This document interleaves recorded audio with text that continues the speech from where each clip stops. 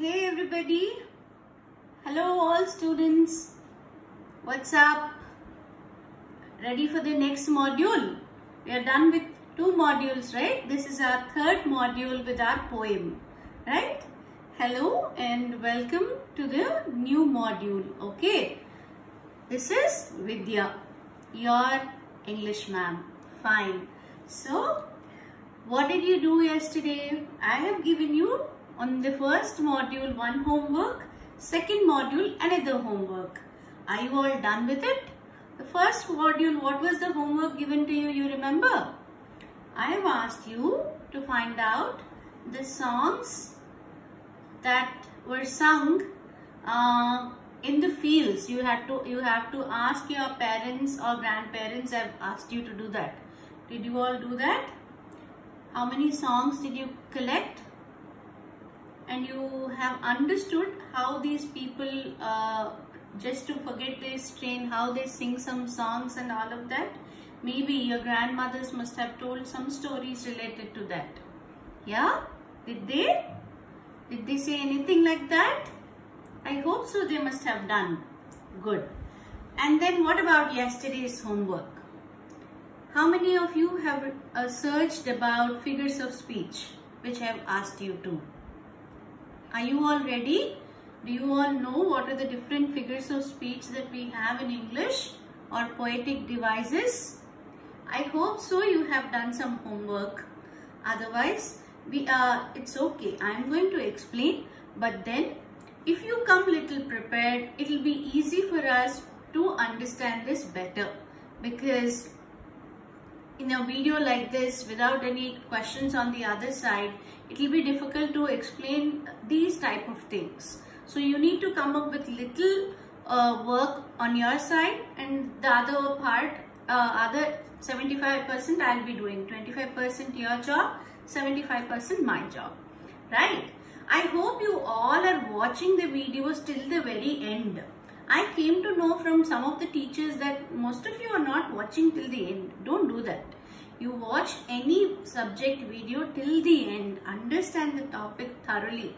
Okay? Don't think that these are my holidays. Why am I watching videos and all of that? This is for your benefit and to make you busy. That too productively. All of this is happening. Okay? Good. Now let's start our poem. So what is the poem that we are doing? You all know the name of the poem, right? We are doing the poem The Solitary Reaper, written by William Wordsworth. William Wordsworth is a romantic poet. Okay, so he has written number of poems on nature or related to nature. This poem is also like that. In this particular poem, he speaks about a young girl who is working in a field, and he has observed this in Scotland. While he was on a trip to Scotland, he has noticed while he was going from that way, maybe he has observed this particular girl working in the field and singing a song while reaping, right? So we have understood stanza 1, 2 and 3 so far, right? So you all understand what each of the stanzas mean. So in the previous module, in the stanza 3, I have discussed about nightingale, the bird. Did you all observe the bird picture which I have kept in the previous module at the end? I hope so you have done it. If not, please do watch the video again and see the picture. Why, you may ask? Don't be a passive listener or passive learner. You need to be very active when you are learning something. You should have that curiosity to know what exactly is being taught, right? So please do watch that bird, how it looks and all that. And you also on your own should try listening to the voice of the nightingale as well, right? Okay. The cuckoo bird also I have kept, and I also told you the voice, how it says coo, coo, right, in the past. So you all, many of you, those who have trees around in the morning during this particular time, you must be hearing this melodious voice of cuckoo. So these two comparisons were made to the girl, the reaper, who is reaping in the field. Now the next stanza, what more is the poet wants to say about the girl and her melodious song, we should see, right? The girl is singing a melodious song and Wordsworth is enjoying the song, right? Okay. So the poem, The Solitary Reaper, written by William Wordsworth, right? What is the page number? Page number 37, everybody, right? So I'll just read out the previous stanzas, but I'm not going to again do it once again because I have done it in the 2 modules now. I'll just read from stanza 1 and we'll move to the 4th stanza, which we are supposed to do today, right? Okay. Behold her single in the field, yon solitary highland lass, reaping and singing by herself, stop here or gently pass. Alone she cuts and binds the grain and sings a melancholy strain. Oh, listen, for the vale profound is overflowing with the sound. No nightingale did ever chaunt more welcome notes to weary bands of travellers in some shady haunt among Arabian sands. A voice so thrilling never was heard in springtime for the cuckoo bird, from the cuckoo bird, breaking the silence of the seas among the farthest Hebrides. Here we stopped. The Wordsworth says even to the farthest of the Hebrides, means farthest of the islands, this voice can be heard. Yeah, the melody can be heard. Now we'll be doing the next stanza. Right? Are you all ready? Listening? Yeah? All ears, right? Good. Will no one tell me what she sings?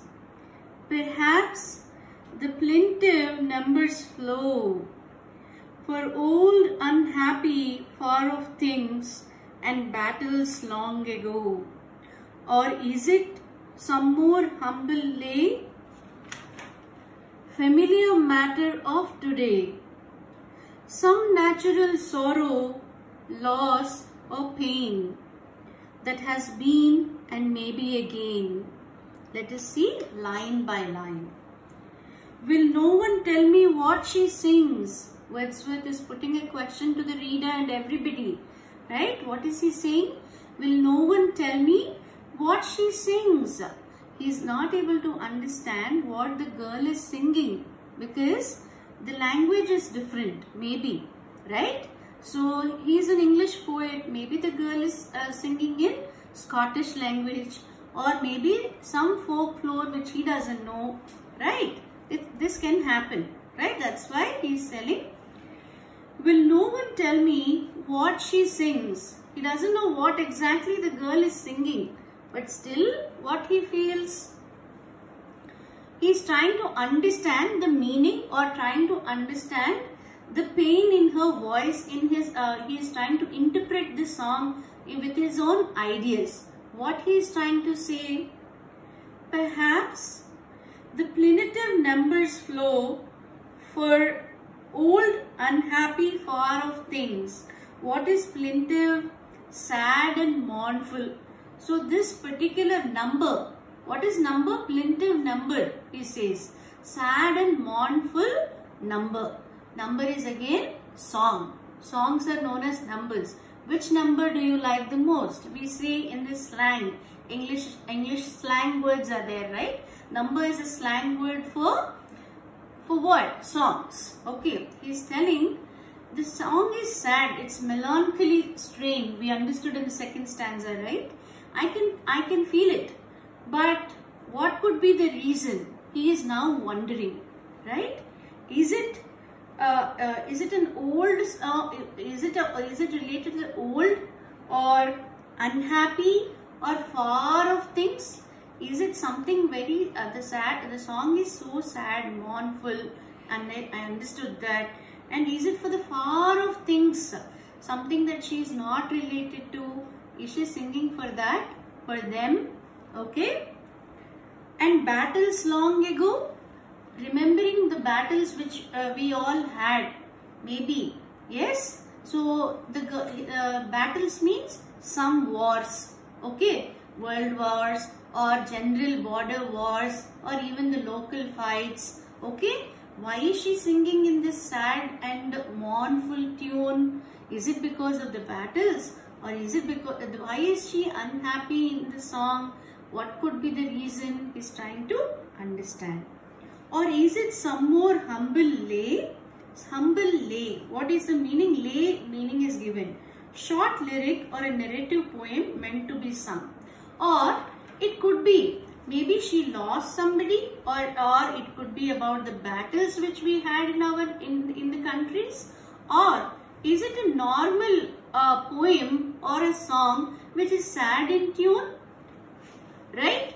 It's not that is there any rule that we cannot sing sad songs? We sing sad songs though we are not sad, right? Like that he's trying to understand. Familiar matter of today, or is it the song is sung because she is affected today by something? Something happened today in her life. That is why she is singing a sad song. Huh? Maybe she had fought with somebody at home, or somebody must have insulted her, or something like that has happened with her. He is putting number of questions. Some natural sorrow, loss or pain.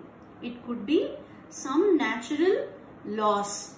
Maybe she lost some money or some people, or some sorrow which she is not able to express to a person next because there is nobody. Maybe she is expressing through this song. Or some pain which she has to tell to people. What could be the reason? He is trying to understand.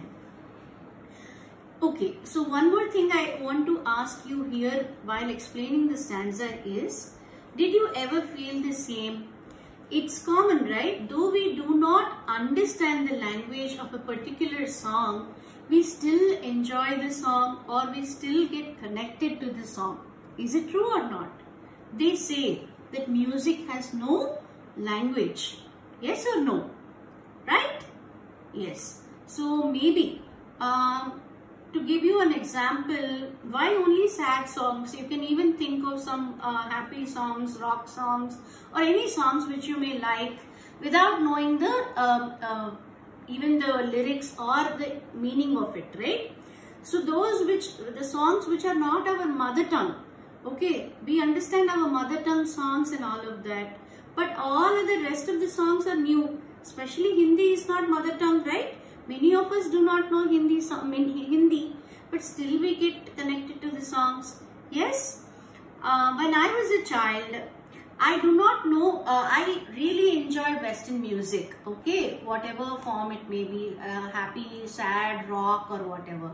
There used to be one pop singer by name Ricky Martin. You all must be knowing, right? He released one song which is taken in a Telugu movie later, even inspired from his song. You know the song?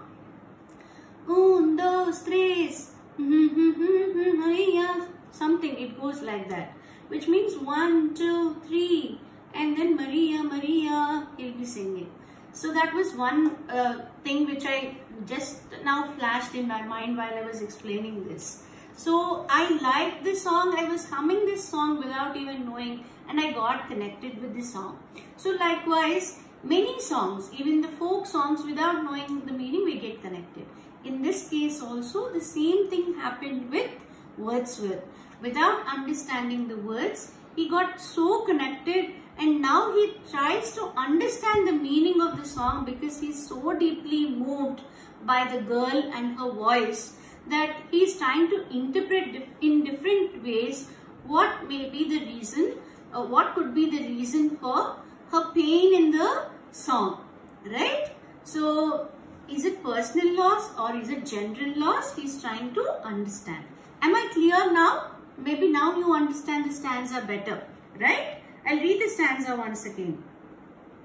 Will no one tell me what she sings? Perhaps the plaintive numbers flow for old unhappy far things and battles long ago, or is it some more humbly lay, familiar matter of today, some natural sorrow, loss or pain that has been or may be again, right? All these are possibilities. Now let's move to the next stanza. Whatever the theme, the maiden sang, as if her song could have no ending. I saw her singing at her work and over the sickle bending, right? Whatever could be the theme, the maiden sang, as if her song could have no ending. What is Wordsworth now saying? He tried to actually come to a conclusion for the reason, but now he couldn't. But what he understands, whatever may be the reason, whatever may be the theme of her song, the maiden sang. Maiden means an unmarried girl, a young woman, right? The maiden sang as if her voice could have no ending. What was the effect on Wordsworth? He felt at that moment that the girl's voice and her song has no ending. It seemed endless for Wordsworth. Why? Yeah, all the music lovers would agree with me. When you love the song, when you love some song, it haunts you for many days, right? You will be in your mind, the only thing that works in your mind, or all the time you will be humming that song, right? Likewise, here he has used Wordsworth, a poet like Wordsworth, when he uses superlatives like the best of best examples like nightingale and cuckoo for the girl to compare with. You can understand what kind of effect the song must have given to Wordsworth, right? The impact, the influence, right? It seemed as if it is endless. So there is no end for the voice he felt at that moment, right? Are you all listening carefully, right? What is endless? Answer to the question. The song seemed endless to Wordsworth, right? I saw her singing at her work over the sickle bending, right? Now again he is trying to tell us where did he see the girl. He's heard the song when the girl was working in the farm, right? While she was reaping, okay? And with what she is doing, she is using tools like sickle, okay? And she is bending the sickle and cutting the crops. I have shown the picture of a sickle also, which is a tool used in the agriculture to cut the crops, right? Now let's move to the last stanza of the poem.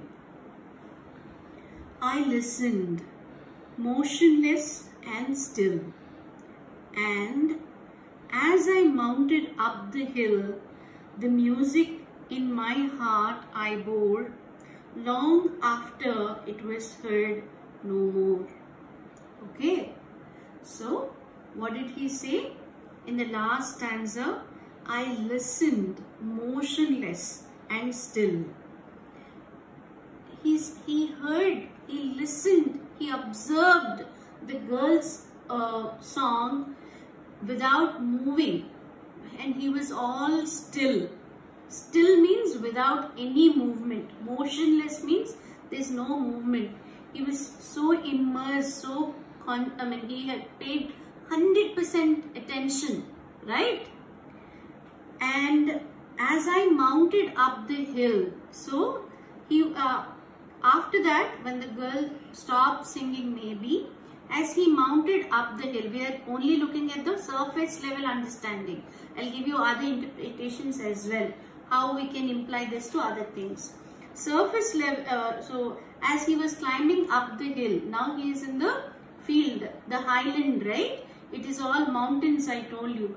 While he was climbing up the hill, the music in my heart I bore. So even while climbing up the hill, the music was there in his heart. He couldn't forget. Okay, in the heart, in his mind, the girl's voice was still there. It is full. Long after it was heard no more. So long after, now the girl's voice he cannot hear anymore, but still the voice remained with him. Okay, hear no more. Maybe about that particular hill, or on that day, maybe 1 month later, many years later also, the effect, the song was there with him. Okay, the impact was there on him. Now, what could be the other reason? What could be the other meaning for the last stanza?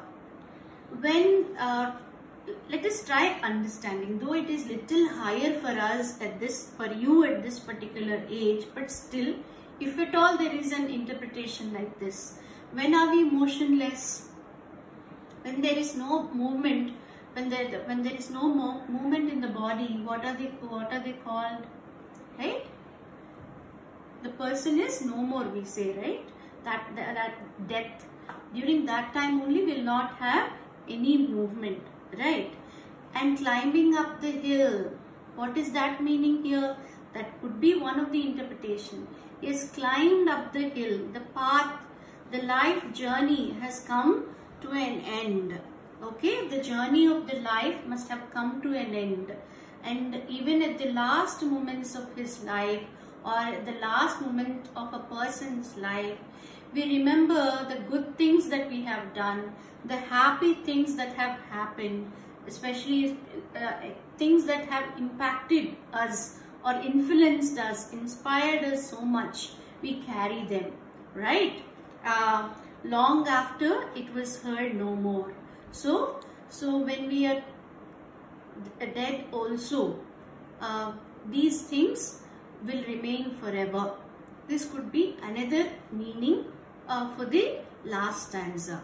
Okay, the girl, but one thing we all need to understand is that the girl is singing a sad song, but it is very, very normal to sing sad songs to people, though they have some problem or they may not have some problem. Yes, if you like a song, you will be singing. Yes or no?